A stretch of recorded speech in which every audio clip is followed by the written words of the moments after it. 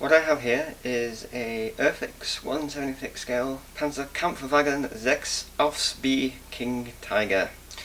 So this is the follow-on from the famous Tiger tank, which was obviously a very powerful tank for its time in about 1944, but famously there were very few of them, and the ones they did make were heavy and difficult to move around and difficult to support with spurs, and were pretty unreliable, like with a lot of German sort of wonder weapons towards the end of the war.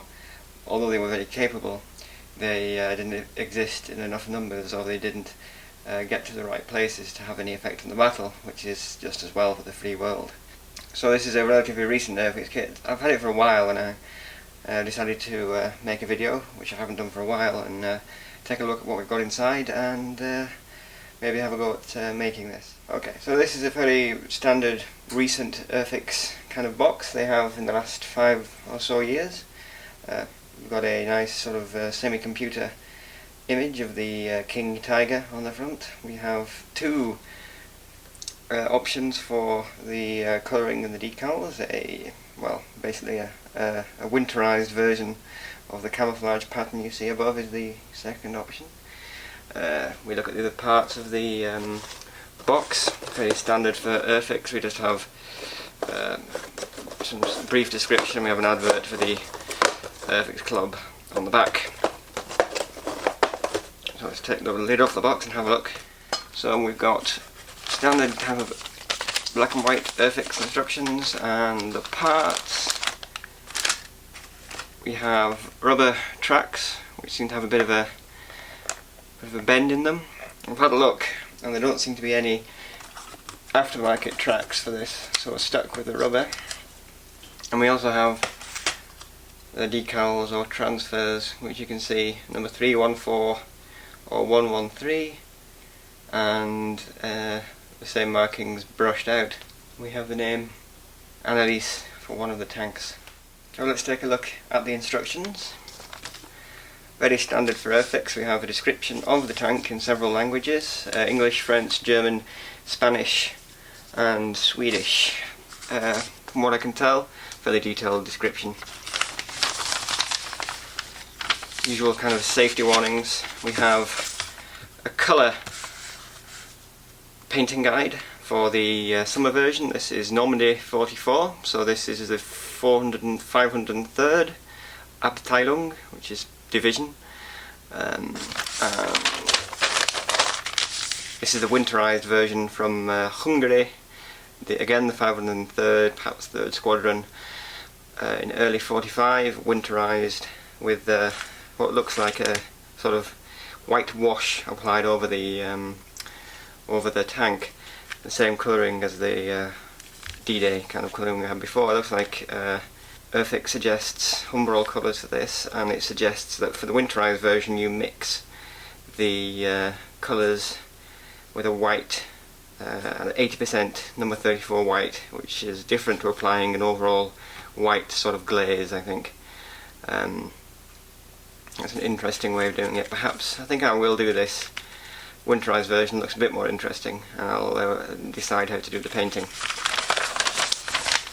As for construction, well, it looks relatively simple, except that we've got a lot of wheels. I think that's a feature of the Tiger and the King Tiger, is that they have a lot of overlapping wheels and the torsion bar suspension. It looks like something like 32 wheels in total, 16 on each side. Goes together in the basic tub of the tank. Looks like there's some interesting ways of arranging the sprocket wheels as well. Not quite sure about that. And the hull goes together, single piece top hull with details like grills, machine gun, exhausts and lifting eyes, and the turret goes together. I think this is the Porsche turret. The 2 turrets on the King Tiger. The gun, and the turret sort of drops in, turns around in a bayonet mount. So a relatively simple construction.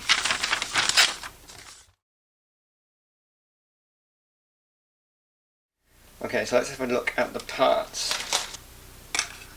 So we have a single piece top hull with large sprues attached. Looks like fairly good fine moulding on there. We have a tow rope hawser moulded in.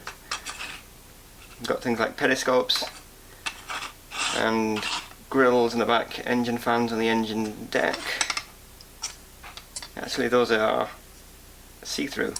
You go all the way through and there doesn't seem to be anything underneath, so perhaps an opportunity to add some very vague sort of engine detail underneath, or just a piece of card through there to stop that showing through, although it'll be obviously pretty dark inside.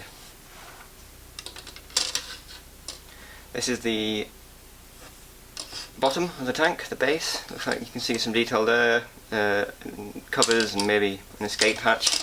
This is the turret, the so-called Porsche turret we have on here. Looks like the armoured cupola for the commander's hatch has periscope detail, nice little finely engraved detail on the turret. Turret base is just simple, you won't be able to see much of that. We've got the 88mm gun barrel with quite finely detailed flash muzzle brake on the end. Got the whole machine gun, the other half of the muzzle brake. If I take a closer look, you can see tiny rivet detail on the top of the turret, which is very nice, similar to the rivet detail seen on the hull. So very nice parts, and this is quite a recent kit. I haven't seen a date, but I think it's certainly within the last 5 years or so. So here we have the remainder of the hull parts with the turret mantlet here, with port for machine gun. We have the sides of the tank. On this side we have the torsion bars and the sprocket wheel axles. We have the back of the hull here, and we have exhausts and other small details. Look quite nice, finely moulded. We don't really have the very tiny details you seem to get in 1/35th scale tanks, which you can spend a great deal of time in applying and look great, but I think those will be very fiddly indeed in 1/76th scale. You see the very finely moulded, quite crisply moulded detail on the back of the hull here, and we have the inner part of the gun, the sleeve that goes into the mantlet here. And finally we have the many wheels of the tank. So it looks like each wheel has about 2 parts that go together, and then we have sprocket wheels as well. So last of all we have the rubber tracks. They look quite finely detailed in terms of the actual tracks themselves. These do seem to be sort of bent in the box, but perhaps a little bit of hot water will help that. So the main objection to these is really the inability to glue them simply. So I think in the instructions it advises sort of threading these edges together with the holes in the front, not really using glue, or in some other tanks tank kits Airfix suggests using a hot screwdriver to melt them together. Glues don't usually seem to impact them, and that's a shame. And obviously, certainly in larger scales you will get many different types of aftermarket metal tracks or individual links which you stick together, certainly in 1/35th scale, or just separate links for the curves and long straight sections for the top and the bottom of the tracks. Not sure many tanks kits in 1/76th scale have that kind of detail. It'll be very fiddly, but it would be better than these rubber tracks, but that's all we have. So this is an example of the more recent Airfix 1/76th scale tanks, which I think are very good. Obviously they've been making this scale model tanks since the 1960s, 1970s, and some of the older ones definitely are showing their age, a bit soft moulded.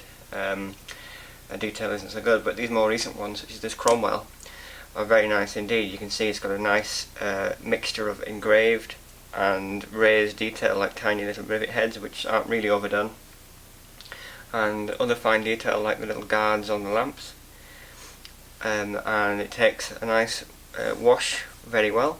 You can see it has details such as the tools here, which are moulded in, but they are very nicely and sharply moulded, which saves you having to attach very small, as they would be in 1/76th scale, separate tools. This is brush painted as well, and it's actually a bit dusty, but with a spray base. So even as long as you have a spray base, it's relatively easy to brush paint. Things like tanks don't show up the brush strokes very much, as aircraft sometimes do.